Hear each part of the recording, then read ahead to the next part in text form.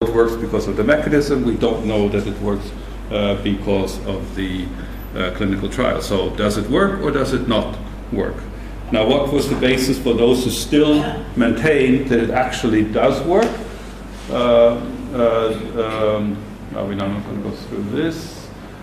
This was then a editorial in the same journal in 2015. I'm actually going to go through these points here. The people who didn't believe that the clinical trial evidence was enough argued that they, in these trials, had used older devices, and the new devices were actually better than the old. Therefore, the clinical trial evidence was not really relevant for current practice. There was a too long interval between the onset of the symptoms and the recanalization. That was another reason to be skeptical of the clinical trial evidence. There was a low recruitment rate in the trial. Lots of patients didn't want to go into the trial because you were randomized into two groups. So most people had a preferred treatment and they didn't want to go into the trial. So we didn't really know if we got representative patients. And then a subgroup analysis suggested that there was actually a group that benefited, namely those who had a shorter interval before the intervention and before the symptoms start and the intervention. And all of these are reasonable objections to the clinical trial, suggesting that maybe we should believe these previous evidence from mechanism. And in any way, for those who are rigid believers in randomized controlled clinical trial, these are the typical objections to clinical trial evidence that are typically dismissed by people who only believe in clinical. You can always make these objections to any clinical trial. They are not representative patients, the methods have been improved since, and so on and so on. So you can find scores of examples of exactly this type of so the editorial accompanied a new trial that was published in 2015, said, on the basis of compelling anecdotal experience, stroke specialists had hoped that transvascular recanalization would be an alternative to or a follow-on treatment after intravenous therapy for severe stroke with large vessel occlusion.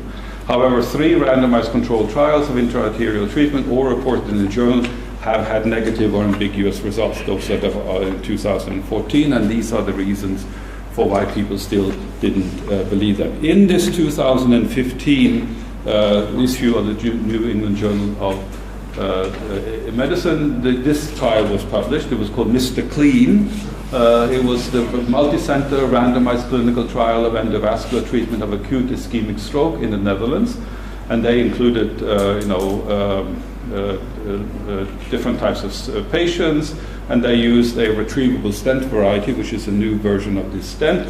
And then they found that thrombectomy did improve outcomes in stroke patients. So you had one clinical trial now that showed improvement, and you had the 3 earlier ones that did not show improvement. Nevertheless, and this is a difference of 13, which is a significant difference between the two. Now, what do you do now? The New England Journal of Medicine concludes then the following.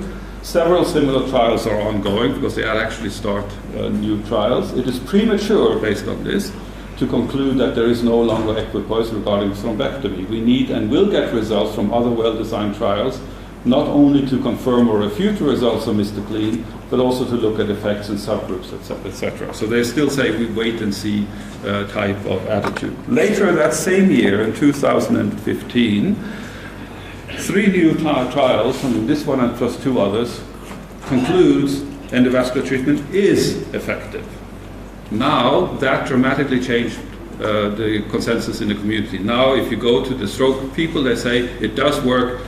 We need to offer this treatment to everybody. Now the question I have, do we really know still? You have 3 trials that didn't show it does work, that might be reasonably criticized. You have 3 trials that show that it does work. Now what do? You have 3 on one hand and 3 on the other hand. You now just disregard the ones because you don't believe that they had representative patients or so on. Can you not make similar type of criticism against it? Yes, you can if you want to. So do you really have an answer to what does work and what does not work?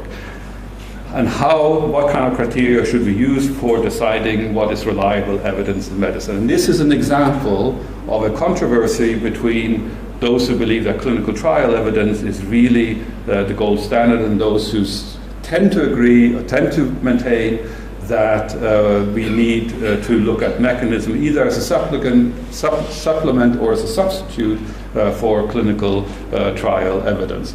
And that is an example then of a question in philosophy of medicine that it's not clear what the answer is, and it would be immensely useful for clinicians to have a reliable way of deciding between these two positions. And that's actually one of the areas where philosophers of medicine are working.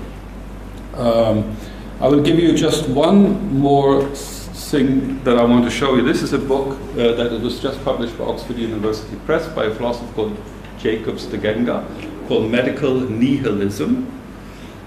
He claims, basically, that in medicine right now, we have no way of knowing at all whether a treatment works or does not work, because all the methods we have are unreliable. And he amasses a lot of evidence for that in his book. And he gives also a theoretical argument for why it is the case that we shouldn't believe that any therapy that's been introduced, it's more likely than not that any therapy that's being introduced right now is not effective rather than it is effective. That's a shocking statement to make. I think he is completely wrong, but the question is, why is he wrong? And what are the reasons for thinking that he does make a mistake in the conclusion? It's got an enormous amount of attention. It was just published a few months ago, but it's getting a lot of attention at this moment. Thank you.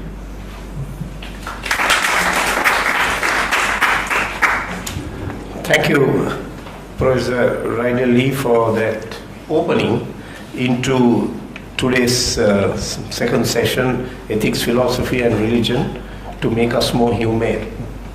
So he gave us some parameters to consider in evaluating research and looking at it from a philosophical standpoint.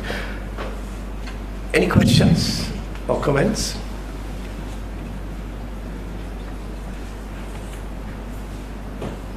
Yes.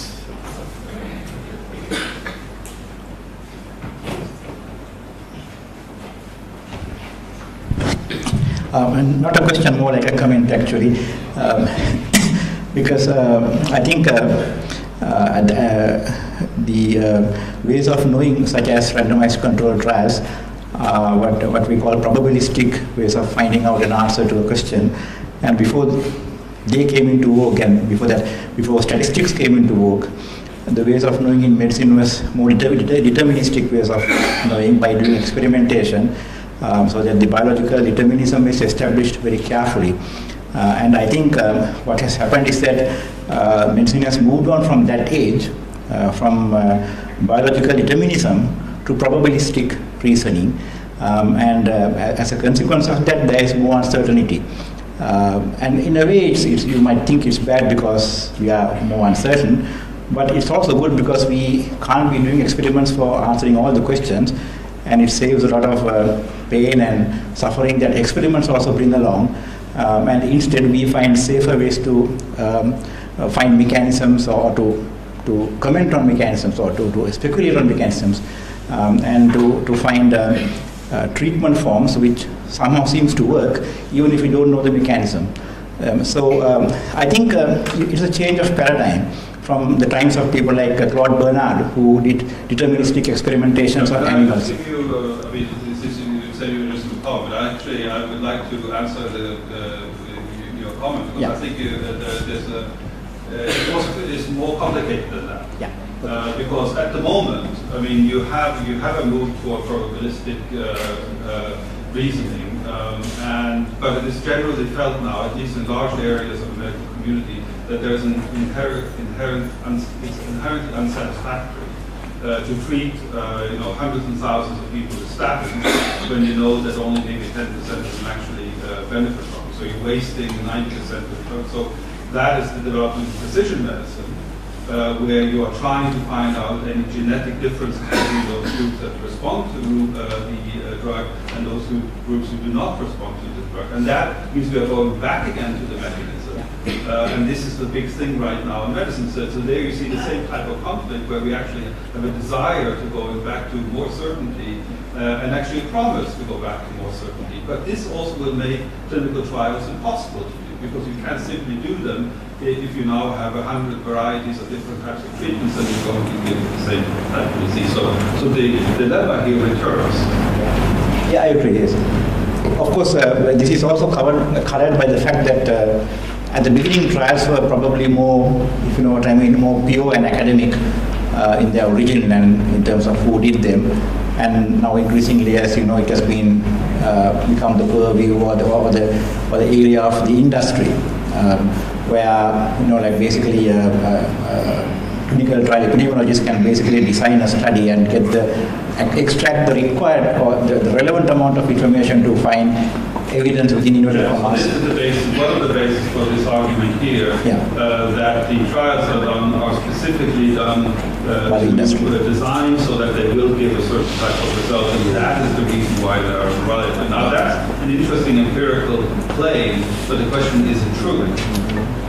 This claim that they are designed this way, and yeah, true. Okay. Any other comments or questions? Yes. I think that the real issue here is a philosophical. It is the philosophical question of biological or medical causality, and we haven't yet been able to identify or come up with a model which explains the biological phenomena. So then because of a lack of a method to elucidate the causality when it comes to sciences or natural sciences, we are trying to solve the problem based on the therapeutic trials or treatment trials. It is based on models of probability. But the issue is, until and unless we are able to solve this problem of causality, we won't be able to give a definitive answer to this question. That's my question. Yes. No, so if you have, the question is when do we have this reliable knowledge of the mechanism? That's the interesting question. So when do we have enough knowledge of the cause? We will never know all the details. But when do we have enough detail to be confident that we can say that this particular intervention does actually work based on this type of mechanistic reason?